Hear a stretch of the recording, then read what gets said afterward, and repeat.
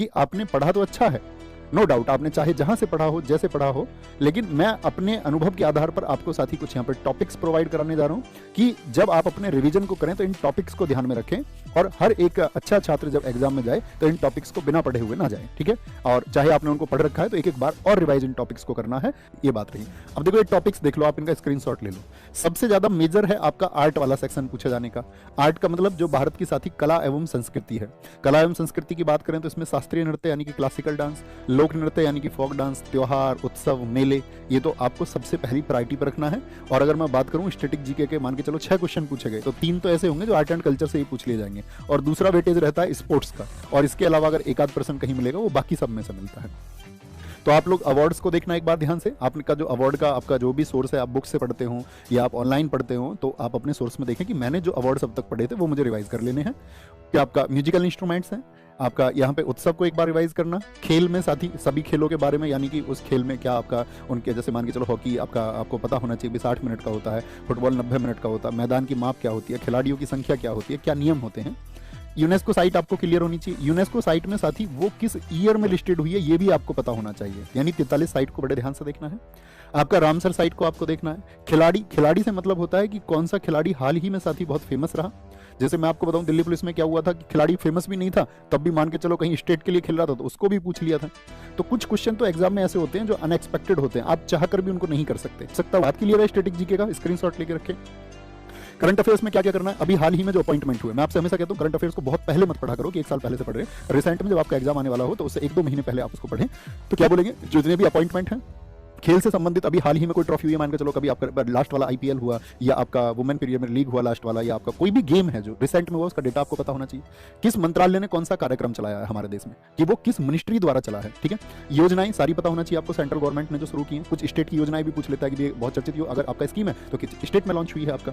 चर्चित व्यक्ति कौन होते हैं, या तो साथी जो दुनिया के सामने अवार्ड बन पाया हो, या कोई विशेष काम किया हो, या सबसे इंपॉर्टेंट हाल ही में निधन हुआ। जैसे मान के चलो अभी निधन हुआ आपका, एक आकार में बात करूं जो हमारा एक बात थे, तो जाकिर हुसैन जी से उनको कौन-कौन से अवार्ड मिले, जाकिर हुसैन के बारे में क्या इंपॉर्टेंट हो सकता है वो आपको पता होना चाहिए। इसी को बोलते हैं जाकिर हुसैन जी को आपको अवार्ड, तो आपसे क्वेश्चन पूछेगा, आपने 5 साल पुराना करंट अफेयर्स पूछ रहा है, तो वो इसलिए करंट अफेयर्स नहीं पूछ रहा है क्योंकि ये चर्चित रहे तो इनसे रिलेटेड पूछता है। ओके, पद्म में कहूं इन टॉपिक्स के बिना मत जाना। ओके, ऐसा नहीं कि भैया मैंने तो सब कुछ छोड़ दिया था, सिर्फ 4 टॉपिक में पढ़ के गया था, ऐसा तो नहीं करोगे ना, ऐसा नहीं करना है। इकोनॉमिक्स में साथी करेंसी से रिलेटेड भी, करेंसी आपका मुद्रास्फीति क्या होती है, या आपका मुद्रा का मूल्यन कितनी बार हुआ है, उस टाइम पे आरबीआई के गवर्नर कौन थे, प्रधानमंत्री कौन थे, राष्ट्रपति कौन थे, पता होना चाहिए। 5 ईयर प्लान के बारे में आपको पता होना चाहिए। आरबीआई की स्थापना से लेकर के आरबीआई के कार्य क्या है, आरबीआई के कार्य, चाहे वो मॉनेटरी पॉलिसी बनाता है, मौद्रिक नीति बनाता है, उसमें कितने सदस्य होते हैं, जो केंद्रीय निदेशक बोर्ड होता है, नोट पे भाषा, लैंग्वेज, नोट पे साइन, 1 रुपए के नोट पे किसके साइन होते हैं, नोट का कलर, नोट की डायमेंशन, ठीक है। और आपका आरबीआई, और आरबीआई के साथ में जो आपका अन्य बैंक है, यानी कि जो नेशनलाइज बैंक है आपके 12, उनके बारे में, उनका राष्ट्रीयकरण पहली बार 1969 में हुआ, दूसरी बार 1980 में हुआ, तो उनके बारे में आपको जानकारी होनी चाहिए।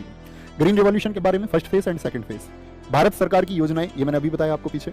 जीएसटी के बारे में अच्छे से पढ़ के जाना कंप्लीट। नेशनल इनकम क्या होती है, जो नेशनल इनकम समझोगे तो जीडीपी भी आप समझ जाओगे। नेशनल इनकम, जीडीपी, जीएनपी, इनकी आपको डेफिनेशंस, इनके फॉर्मूले आपको पता होने चाहिए। फुल फॉर्म ज्यादा तो एक बार और रिवाइज करेंगे। हिस्ट्री में साथी हड़प्पा सभ्यता पढ़ लो एक बार रिवीजन में, कि हड़प्पा सभ्यता में क्या क्या था मेजरली, कि भाई कौन सी चीजें कहां से मिली हैं, खोज कब हुई, कौन किस नदी के किनारे था, नदियों के प्राचीन नाम क्या थे, सिर्फ इतना। फिर आएंगे वैदिक सभ्यता में, वैदिक सभ्यता में यानी कि वेद कौन कौन से थे, किस वेद में क्या लिखा गया है। फिर आएंगे वंश और राजधानी, ये बहुत इंपॉर्टेंट है, किसी भी वंश की राजधानी कौन सी रही है, या उस वंश का संस्थापक कौन रहा है, जीडी में बहुत ज्यादा पूछा जाता है। महाजनपद 16 थे, उनकी राजधानी आपको पता हो, महाजनपद 16 थे, उनकी राजधानी आपको पता होनी चाहिए। सम्राट अशोक के बारे में जानकारी होनी चाहिए आपको, कि उनका 13वां शिलालेख बड़ा महत्वपूर्ण था, अशोक के क्या नाम थे, ठीक है। जैन धर्म और बौद्ध धर्म के जो सिद्धांत हैं, या इनके संस्थापक यानी महावीर स्वामी जी और आपका महात्मा बुद्ध के बारे में आपको पता होना चाहिए।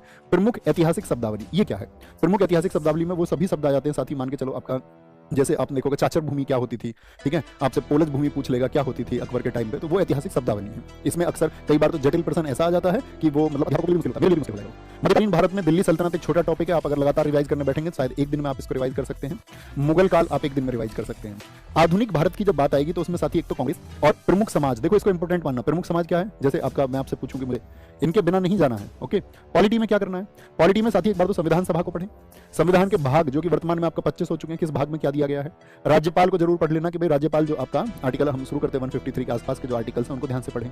पार्लियामेंट में भी राज्यसभा जो होती है आपका और लोकसभा, इनके सदस्य कैसे चुने जाते हैं। राज्यसभा में 250 होते हैं तो 238 आपका क्या होते हैं, निर्वाचित होते हैं, 12 नॉमिनेटेड होते हैं, और वो किस तरह से होते हैं एक बार पढ़ लेंगे, बात क्लियर है। पॉलिटी के बाद में आते हैं ज्योग्राफी पर। ज्योग्राफी में भारत के पड़ोसी देश, जिसको हम स्टैटिक जीके में भी पढ़ चुके थे कि भारत के पड़ोसी देश के बारे में क्या पता होना चाहिए, पड़ोसी देश की राजधानी क्या है, वहां का खेल कौन सा है, नेशनल गेम कौन सा है वहां का, वहां की सबसे लंबी नदी कौन सी है, वहां की सबसे ऊंची चोटी कौन सी है। ये 4 डेटा तो आपको पता होना चाहिए। 5वां डेटा उस देश की करेंसी क्या है, इसके बारे में। सेंसस को पढ़ के जाना भैया, ज्योग्राफी में, इकोनॉमिक्स में जहां भी आपने पढ़ा हो। मैंने बताया कि सेंसस से एक क्वेश्चन जरूर आता है। जिन साथियों ने सेंसस को नहीं पढ़ा है, यूट्यूब पे ही मैंने क्लास करा रखी है, लिख लेना सेंसस या जनगणना, ऐसे कर सकते हैं, क्लास आपको मिल जाएगी, ठीक है। बहुत अच्छी क्लास है, उसको जरूर आप लोग करना चाहें तो जरूर करें। बायोस्फीयर रिजर्व जो साथी हमारे 18 हैं उनके बारे में। नेशनल पार्क हमारे कहां पर सिचुएटेड हैं, पूछ लेगा आपसे, जैसे मैं भी पूछ लूं आपसे, जरा मुझे बताइए मानस नेशनल पार्क कहां पर है, ऐसा क्वेश्चन पूछता है। प्रमुख संरक्षण एक्ट, भाई पर्यावरण, जलवायु आपका, ठीक है, या वायु संरक्षण को पूछ ले, जैव विविधता एक्ट पूछ ले, ये सब एक्ट पूछे जाते हैं।